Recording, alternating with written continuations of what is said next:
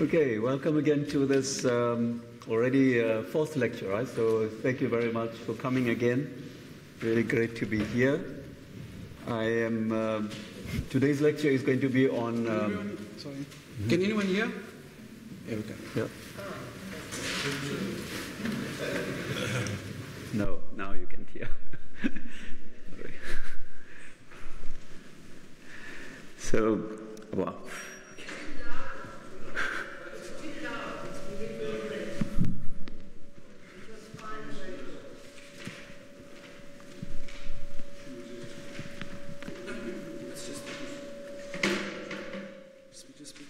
Okay, how about now? Okay, right, thanks. So I would like to welcome you to this lecture today, which is on Jalaluddin Rumi, a very favorite writer and poet whom I've been reading for at least more than 10 years or so. And I've entitled it Symbols, Textual and Non-Textual Everywhere. So I would like to begin with a quote from one.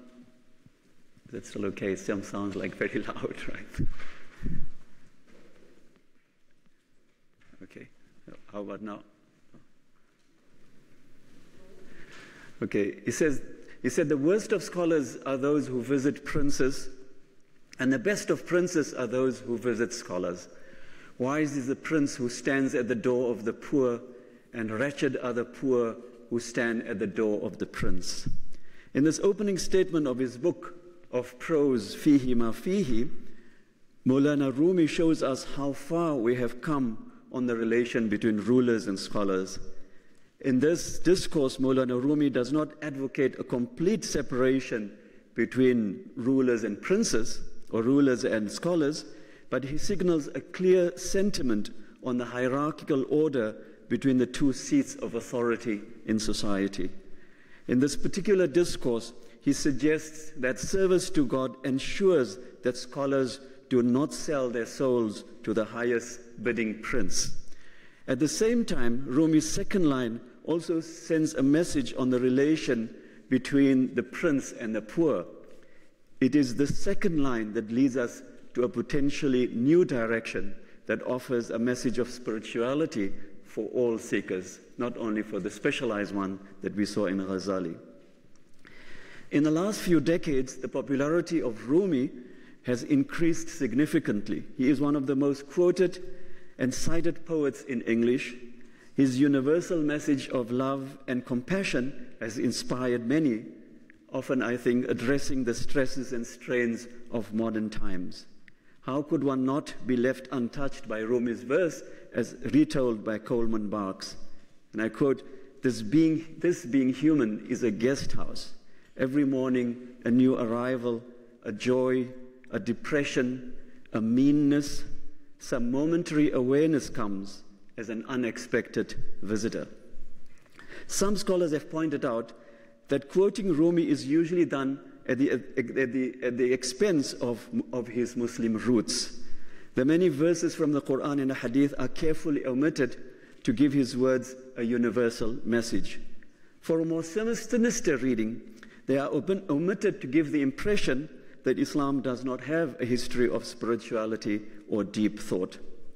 I have to admit that I too have found Rumi refreshingly inspiring in the last few years, as I said, in the last decade.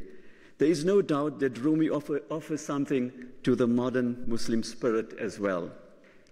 He offers something to the spirit that has found identity in texts and surface meanings, and sadly sometimes in extreme violence, always in opposition to someone or something else.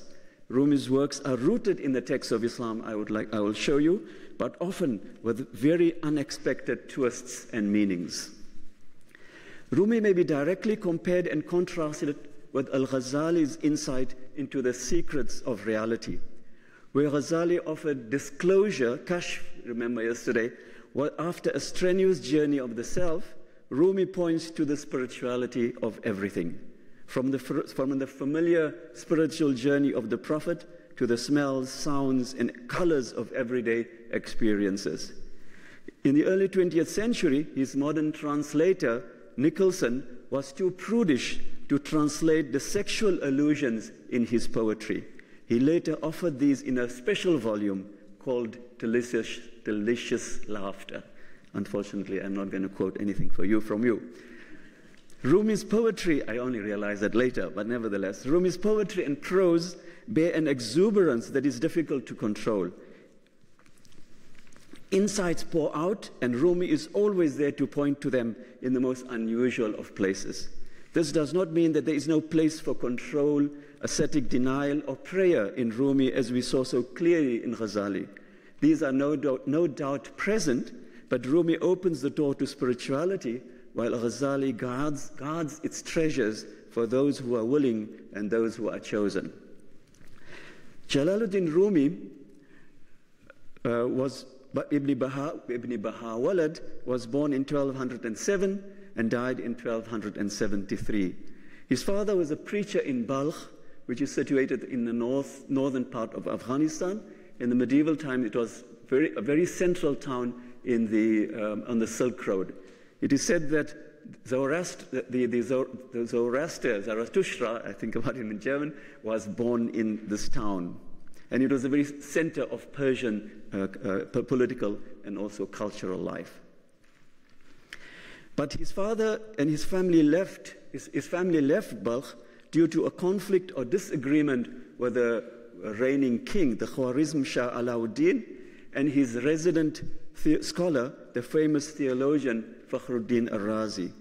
The family moved around for a while until a Seljuk prince invited the father to Konya, which is Turkey in modern Turkey. Sorry, his father was an established Sufi teacher.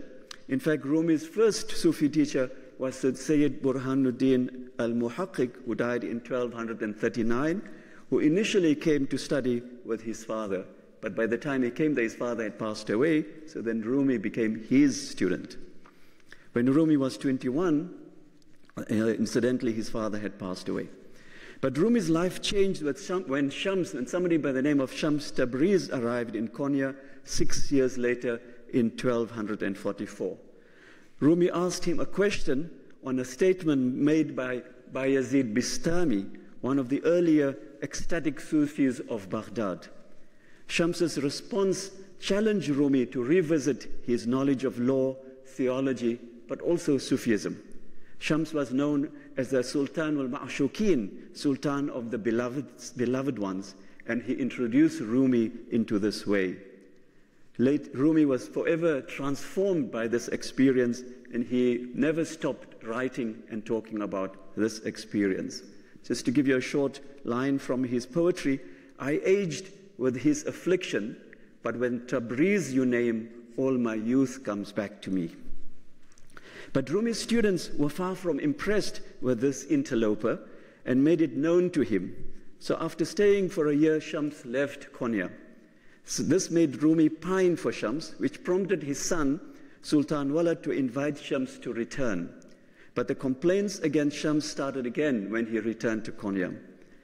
The tension and jealousy eventually led to the murder of Shams by Rumi's students with the support of one of his sons. Not knowing this, Rumi went in search for his inspiring teacher in Damascus. He returned, obviously, without him, and since then, from that time on, Rumi became more poetic and musically inclined than ever before. In 1249, Rumi said that Shams appeared to him in the form of one of his students, Salahuddin Zarqub of Konya. Rumi appointed this goldsmith, a man of handsome and pleasant character, as a khalaf, as a successor. When Salahuddin himself died in 1258, Rumi appointed another devotee, Shalabi Husamuddin Hassan, in his place. The latter also inspired Rumi to write thousands of lines of poetry that became the Mathnawi. Shalabi lived with Rumi for the rest of his life, for the rest of Rumi's life, and succeeded him after his death. When Shalabi died in 1283, this group of Rumi's followers were then taken over and developed by Rumi's son, called Sultan Walid. So already in Rumi's lifetime, his following seems to have taken the form of a Sufi order. It was known as a Mawlawiya from the title of his own name, called Maulana, but it was no ordinary Sufi order. Its main recruits were artisans and also people from different religions, Christians in particular in the town. And singing and dancing to verse became central elements of this particular group. It was not unusual for Sufi orders to have singing and dancing at the time, but they were particularly pronounced in the Mawlawiya. Given this free-flowing feature of this order, modern scholars think that it was probably, this group of Rumi was probably closer to what may be called the Malamatiya. Oops, sorry, my line is going again.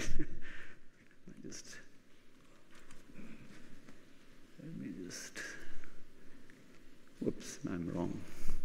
Okay, so you have to just listen to my voice for the moment. Just do that. So it was, the group was called the Mullah. What he said is that Rumi's group is probably, should actually not be considered to be a Sufi order, but a Malamatiya.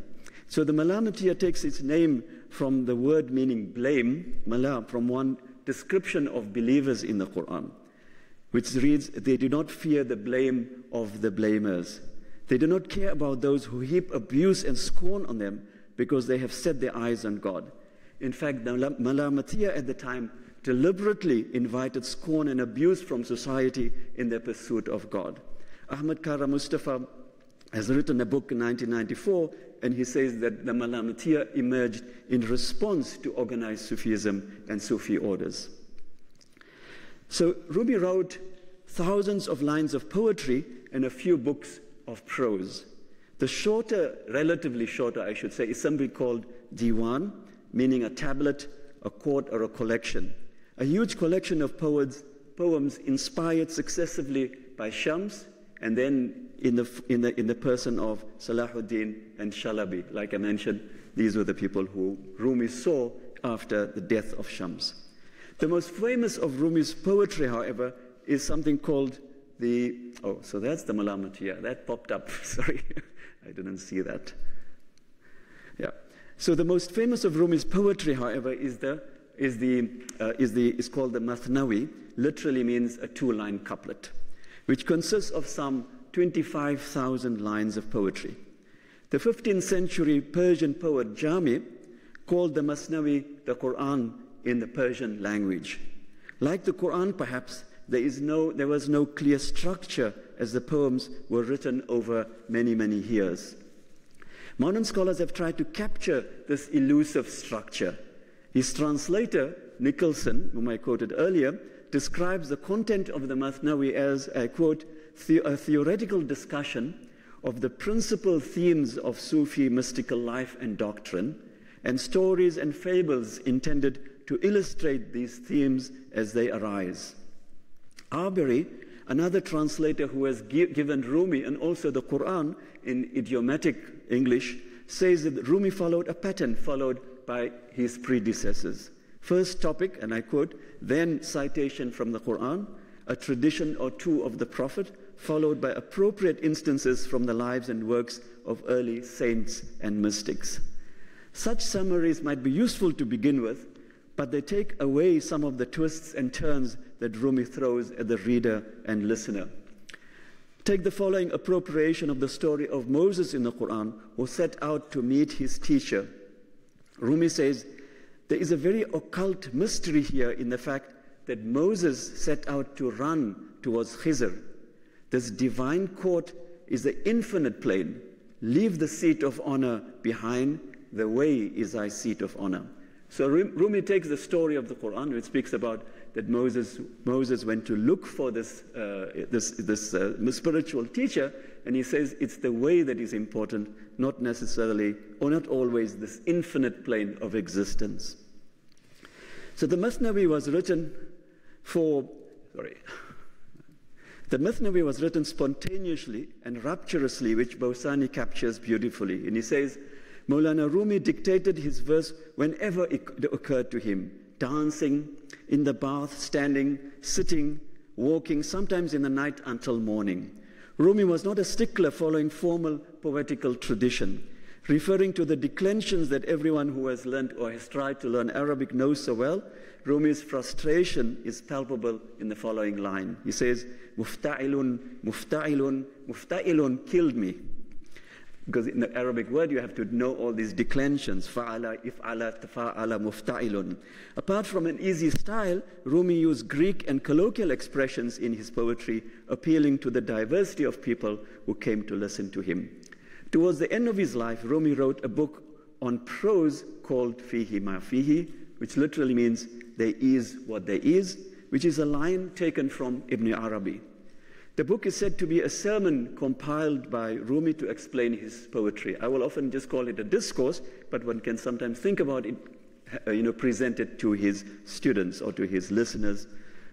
Covering many of the same topics as in his poetry, the short chapters present his work in a relatively more accessible form.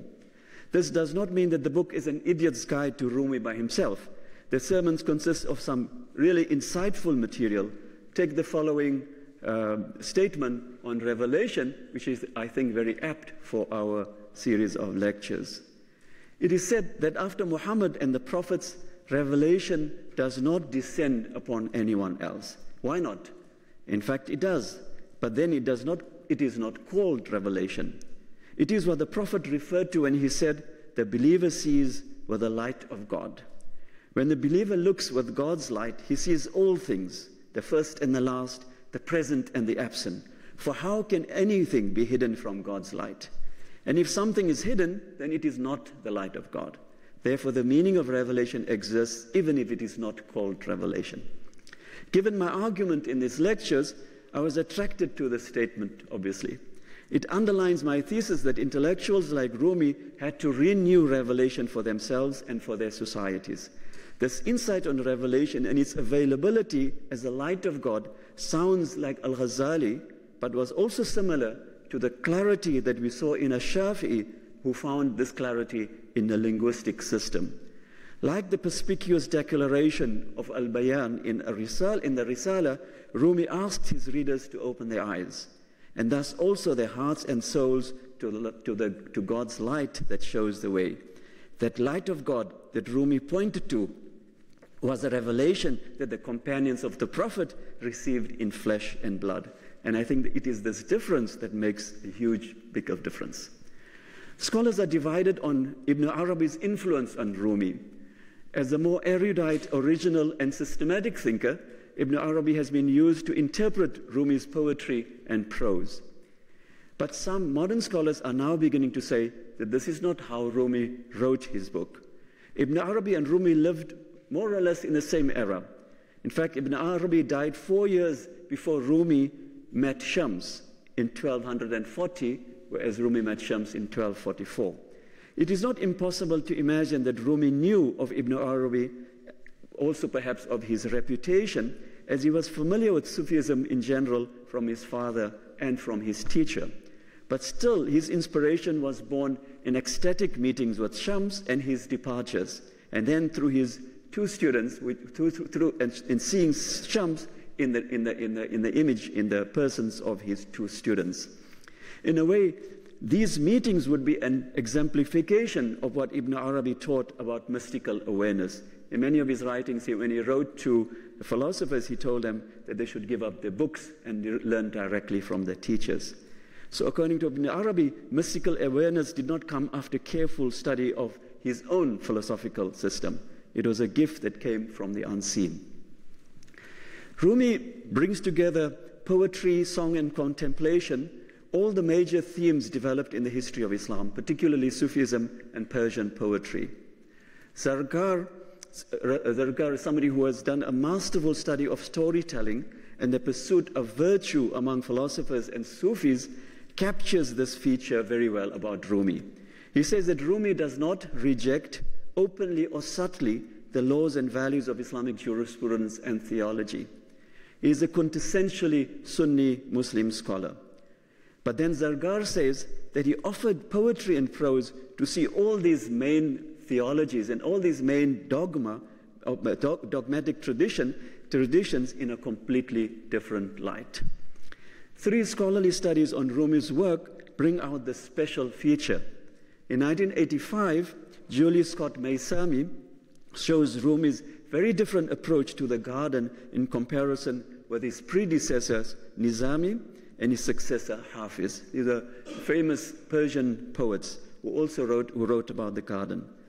In Nizami and Hafiz, gardens in poetry are used in a highly stylized and allegorical ways. They adopted the themes of ancient Persian poetry to transform the gardens as lessons in statecraft for princes and mystical awareness for mystics. The garden was an allegory of the world for the prince and the mystic, giving a vivid sense of the beauty, temptation, and reality of life. The garden represented a journey to be taken by the prince and the mystic. According to Maysami, however, Rumi's garden, in contrast, was a celebration and a manifestation of reality.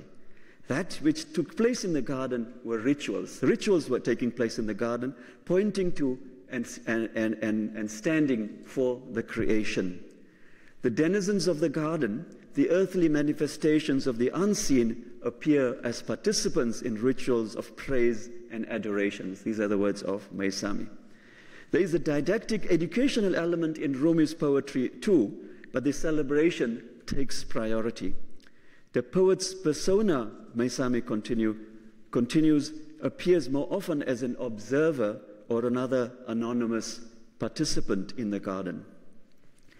In his analysis of 1989 of Rumi's poetry, King puts this outpouring into a Sufi philosophical perspective. Rumi's poetry, he says, seems to tap into the world of symbols, alamul mithal, a parallel world which mirrors this world and which is the real reality. King gives us an idea of how poets like Rumi saw themselves tapping into this world of imagination that was for them the real world. Rumi's verse opened a window or door, we might say, to this world for the reader, for the listener, and we might also say for the dancer. Fatima Keshavers, another scholar, more recent scholar in 2002, picks up this theme in an interesting thesis of Rumi's gender, what she calls gender sensitivity. In Fihi Ma Fihi, which he sees as a set of sermons, Rumi is not immune from representing women as objects and temptresses.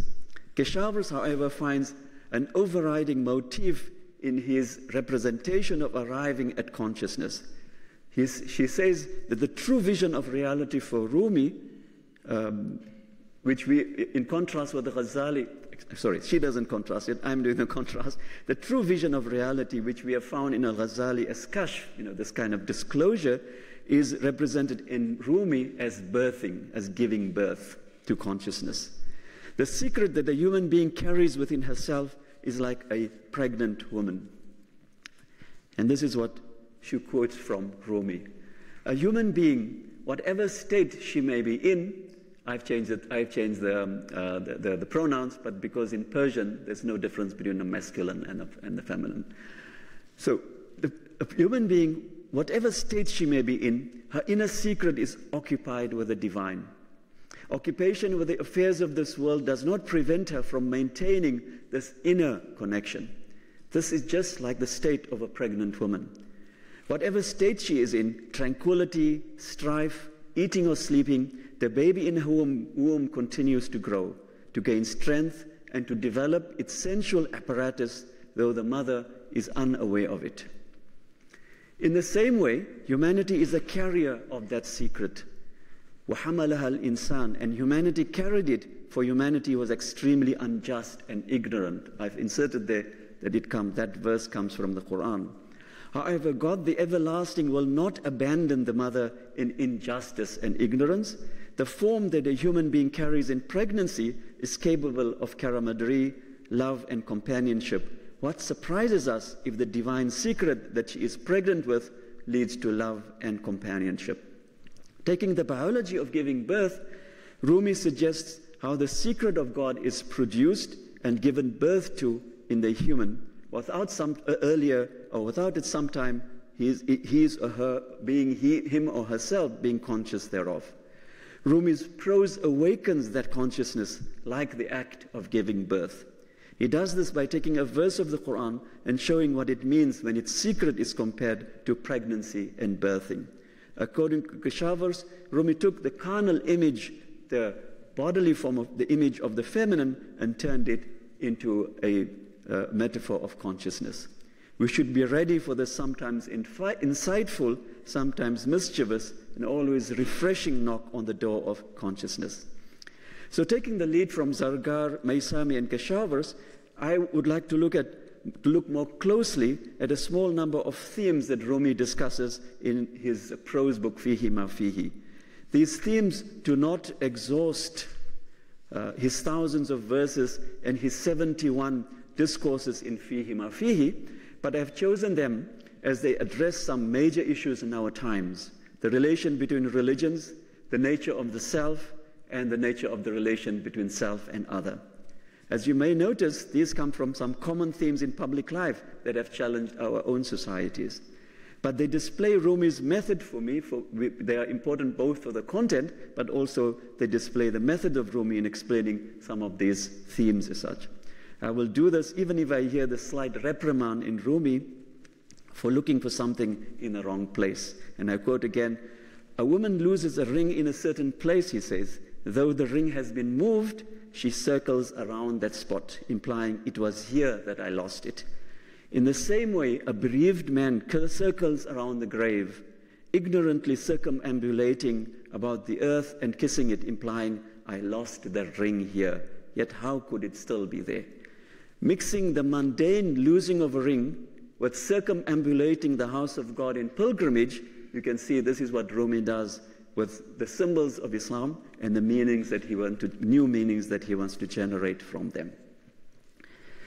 So, to go to the first theme first theme that I've picked up for illustration in this Fihi Ma Fihi, Rumi discusses the relation between religions in many different ways, bringing the sublime and the practical into focus. He points to an underlying unity of religions, but does not reject the value and reality of any one particular religion, or what he would prefer to call any one particular faith. There is a hint that any one religion will do in his text, as long as one is able to ponder beyond its surface meanings and reach its depths. In the seventh discourse of Fihi Ma Fihi, Rumi starts with a practical and political matter. He opens with a statement from a prince who asks his advice when offered a daughter in marriage. They said, "The people of Rome," this is a prince talking, "the people of Rome have urged me to give my daughter in marriage to the Tatars, so that our religion may become one, and this new religion of Muslimdom can disappear." Rumi responds to this proposal by talking about the differences between religions. Let's hear that. So when has a religion ever been one? There have always been two or three, and they've always had war and fighting between them. How do we expect to make religion one? It will be one only in the next world at the resurrection. As for this present world, it is impossible here, for here each religion has a different desire and design. Here unity is impossible. It will only be possible at the resurrection, when humanity becomes one and all people fix their eyes on one place and all have one ear and one tongue. While Rumi has a view on interesting view on what is the cause of the diversity of religions, a different desire and design, he still maintains a view that this diversity will be overcome only on the day of resurrection. But then Rumi follows up with some examples of spiritual realization that mirrors this resurrection. The first is that of a woman who looks for something that she has lost, not the one around the ring that I quoted. When she is absorbed in this search, Rumi says, she loses sight of what Rumi says are her desires and designs. Her single-minded quest shows how a multiplicity of designs and desires are overcome. Rumi follows this with an example of a saint who never wavers from the direction of Mecca in her prayer, even in the middle of the night when others do not know which is the correct direction. So she also overcomes her desire and her design. A few more examples follow to emphasize this experience that he says would only take place on the day of resurrection. We say that he has subtly shown us how the multiplicity of religions characterized by war and fighting through desires and designs may be overcome. He says that for such people, and I quote, resurrection is already manifest and present, end of quote. Rumi, however, does not give up on the reality of many religions. So he keeps on coming back to the fact that there are many religions, and through that he gives us different insights of this relationship between one and many.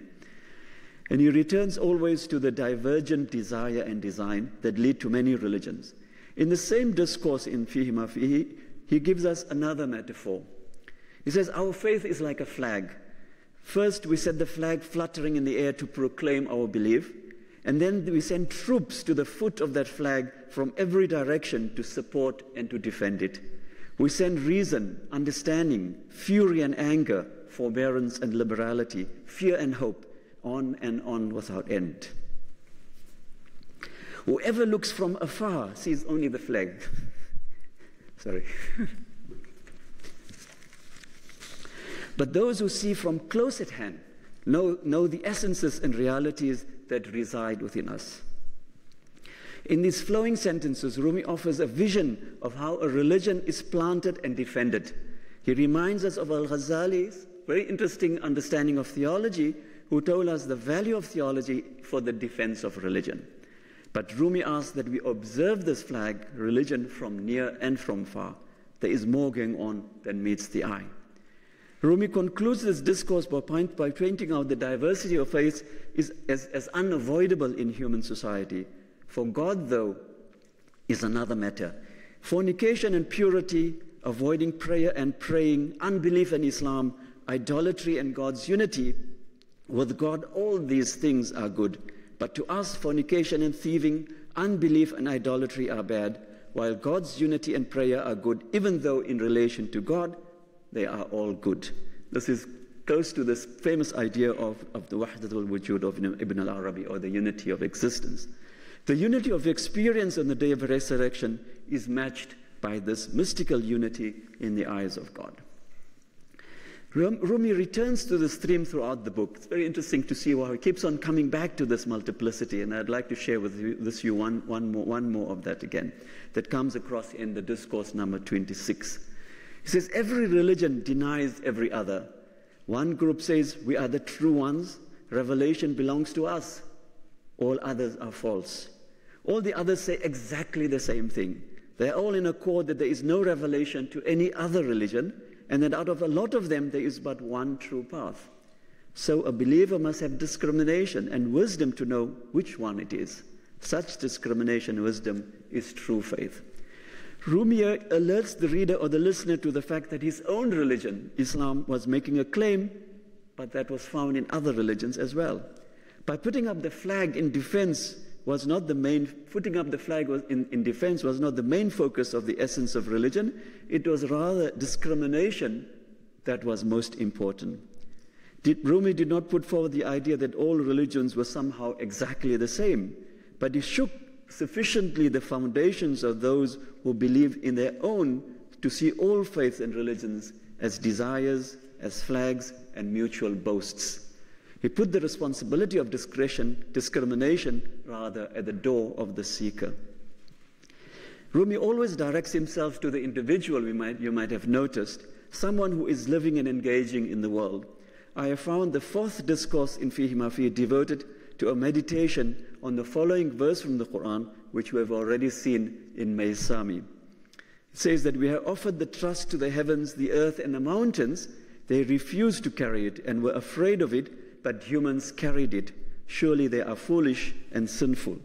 So what I'm going to do is Rumi's, in a sense, one can say a kind of an interpretation of this particular verse, which he gives in this discourse. He says that human beings are created for a special purpose, which they should know and pursue. But as the verse that states out here, they are prone and they will necessarily devote themselves to everything other than their true selves. Rumi explores both selves, the true task of humans and the true purpose of humans, and their tendency to foolishness and sinfulness. Humans croon and show off what they are able to do, but mostly ignore the central task, the most important purpose for which they were made. Rumi's examples for this insight are plucked from ordinary experiences. He first begins with turning our attention to a sword made of priceless Indian steel, but used to cut putrid meat. These are all quotes. Or, and I quote again, or Damascene dagger of the finest temper used to hang a broken gourd. Maybe today's art might actually think of that not as necessarily not that bad. But anyway, for Rumi, that was like putting something to use in a very foolish way. He then turns to mostly to scholars and asks them why they pursued their crafts.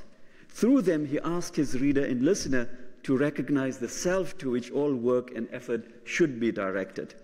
His strongest metaphor comes at the end of this discourse when he constructs the following conversation between a king and a son whom he has sent for education. One day the king took a ring in his fist and he put his son to the test. Come, tell me what I am holding in my fist. What you are holding is round, yellow, inscribed and hollow, the prince answered. You have given all the signs correctly, the king said. Now say what it is. It must be a sieve, the prince replied. What? Cried the king. You know all the minute details which would baffle the minds of everyone. How is it that out of all your powerful learning and knowledge, the small point has escaped you that a sieve will not fit in a fist? An education that produces all the evidences and knowledges at hand seems to miss the most important thing, most important value for Rumi. Rumi thinks that this misidentification comes from taking one's eye off the self. He uses the pursuit of scholars to make this point. Scholars think that their work is dedicated to the pursuit of truth, knowledge, the classification of the sciences, to help students and also to help the societies. Rumi first says that they should look again. He first directs them to acknowledge that they are doing all things for themselves, for their careers, for their fame, for their families, and also for their prestige. And then he asks if these goals are really worthy of their true selves. Rumi, of course, thinks that there is a higher purpose for the deeper truth of humanity. It is the same secret that the heavens and the mountains refused as in the Quran. To illustrate this point in its relation to the self, Rumi turns to a popular story of Layla and Majnun. This is Majnun looking for his beloved Layla. When for a moment he became absorbed in the thought of Layla and forgot his camel, the camel turned in its track towards the village where its foal was kept. On coming to his senses, Majnun found that he had gone back a distance of 2 days' journey. For 3 months he continued this way, coming no closer to his goal. Finally he jumped off the camel, saying, "This camel is a ruin of me," and continued on foot singing, "My camel's desire is now behind, my own desire is before, our purposes were crossed, we can agree no more." In a counterintuitive way, Rumi is asking this seeker to be concerned about him or herself, to be selfish, but only to be selfish in a true sense of the self. Any diversion from this would lead the self astray. So my third thesis comes from Rumi's discourse on the breakdown in human relations, which I've written in a book, in an article of mine, but I've taken some of the material from there here, which also comes from Fihi Ma Fihi. Rumi's advice provides food for thought for thinking about identity and authenticity in a very interesting way. Instead of a self that is antagonistic or set apart from the other, Rumi directs the self to unity and union with the other using some very interesting metaphors. But the self does not dissolve, never dissolves, because its true self can only be known through the other. Rumi's discourse turns around the idea of pain, an estrangement that a person experiences in relation with an other. He first deals with pain in relation to God, and then in relation to human others. It often happens, Rumi says, that a person feels reprimanded by God. Rumi directs us to the underlying truth of being stung by this pain of reprimand.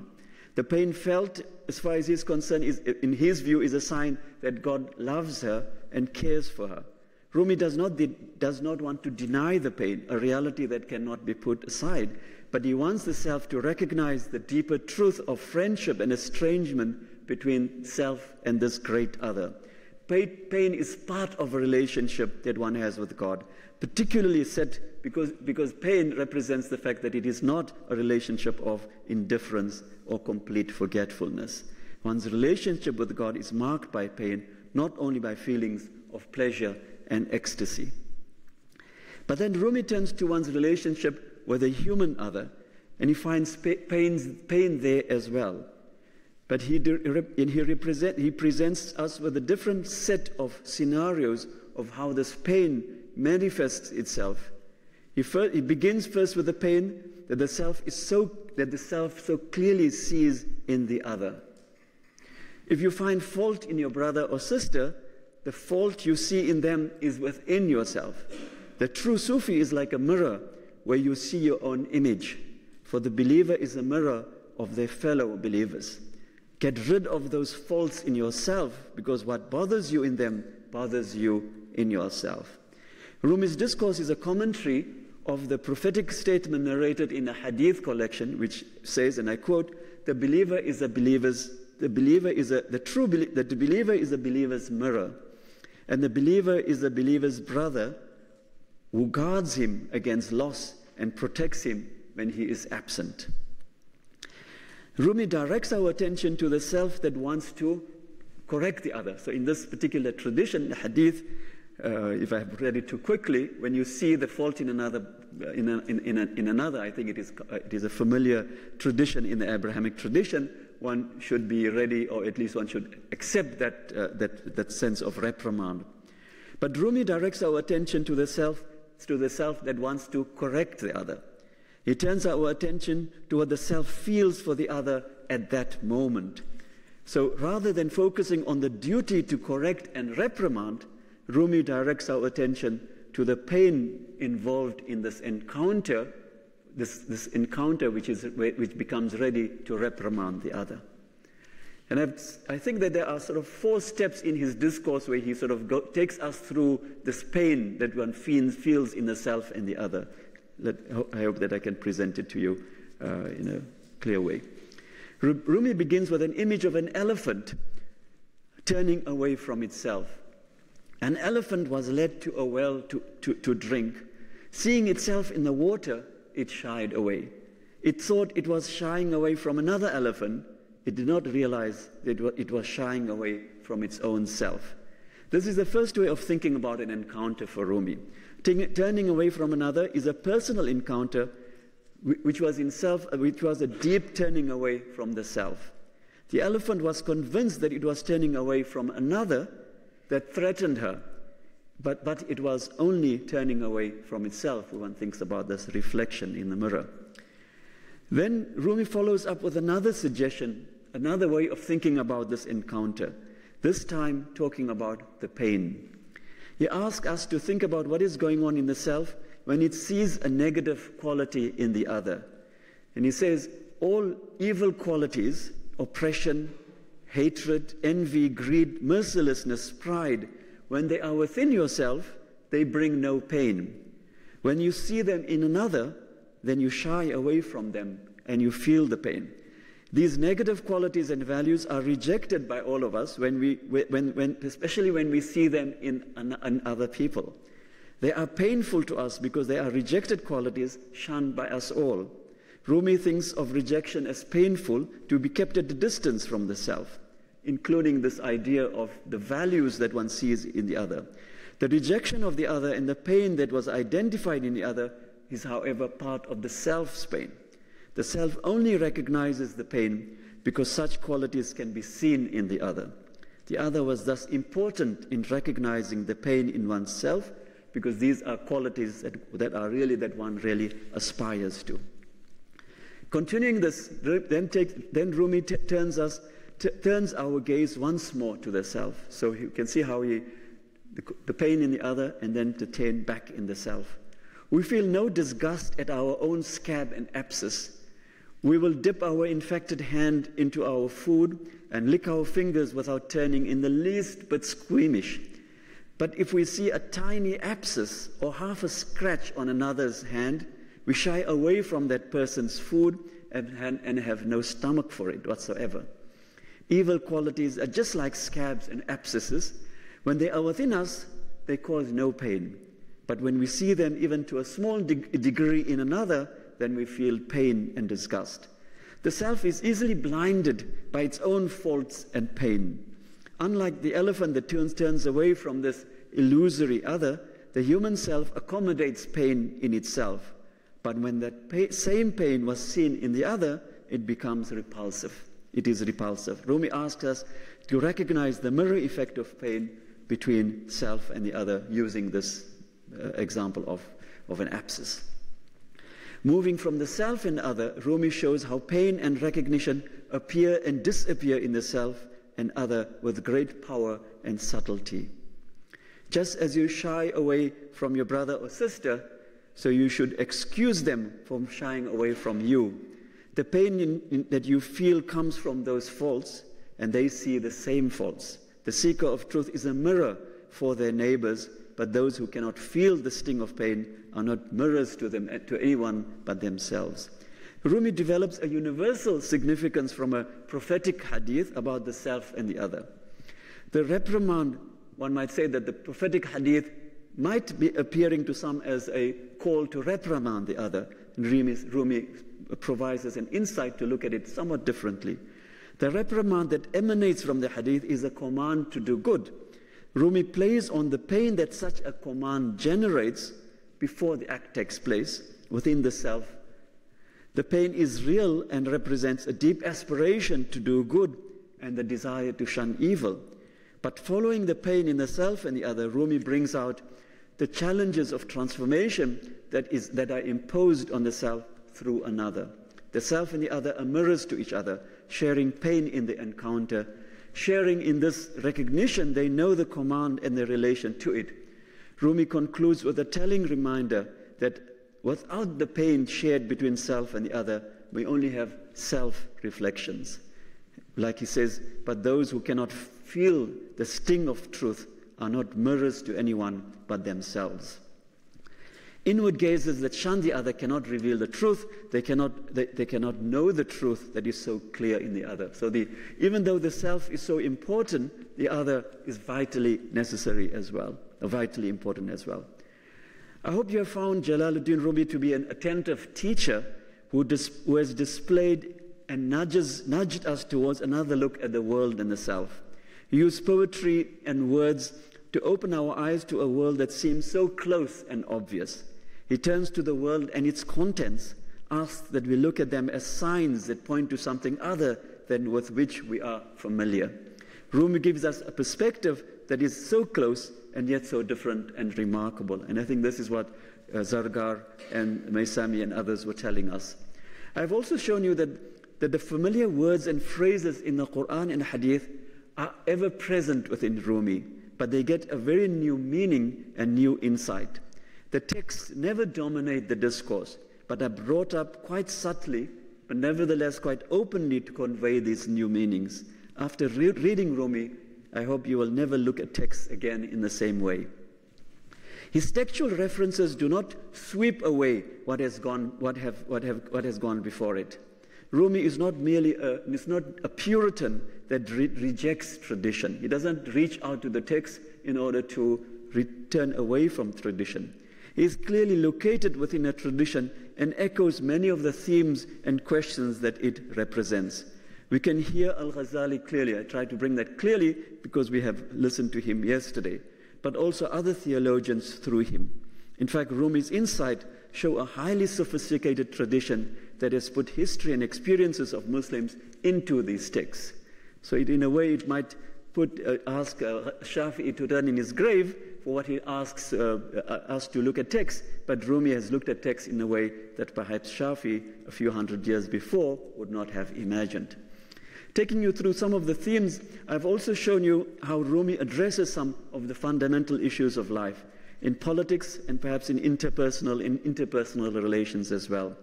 We get a freshness of insights from his words. However revolutionary they are, they always turn to the self and what it has to do. There is a constant knocking on the door for self-reflexive thinking. It is no wonder that his thoughts and words have found an echo in our world. I thank you for your attention.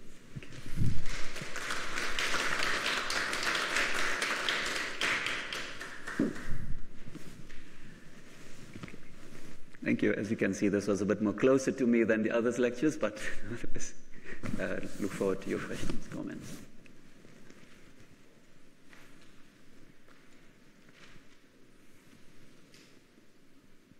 If I may start.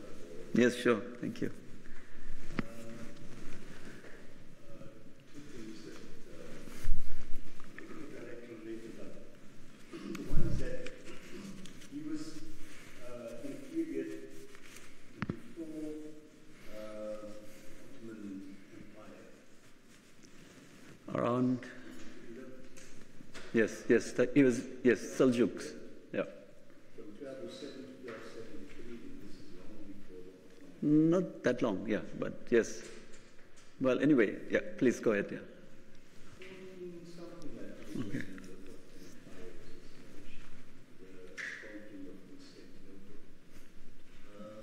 So this is long before. That's one thing that strikes me there, which means that these people were there. It was not like a people coming from elsewhere to conquer that area. Then something else is about the influence and other writings other than Masnavi. You mentioned Ma'al his writing. Yes. You mentioned Diwan, Shamsi Tabriz, Mathnawi, and Fihi Ma Fihi. Okay, so there's three major works, but all this in verses, this whole in verse. No, that's what I mentioned. First question is his father was invited by the Seljuks. So the Seljuks were also Turkish generals, just like I have been speaking about them, I think, too, on Mawardi. It was during, Abbasids were still in power, but you always had Persians or Turkish generals who were basically organized themselves in their, in very big, what we might call clans, as such, in a very broad, in a very modern sense of the term. And the Seljuks were princes who actually controlled that part of Turkey, which is modern-day Turkey, and Konya was situated there. So these were also, massive migrations of peoples and armies that actually conquered successively the very important towns that were situated there. So Rumi's family moving from Balkh, under the Khwarizms, goes to a Seljuk. This is part of the universe of the Abbasids during the period where the Abbasid power is not so strong as such, but the courts are very strong. So in that sense, that is perhaps just give you some kind of historical. Yes, you're right. It comes well before them, but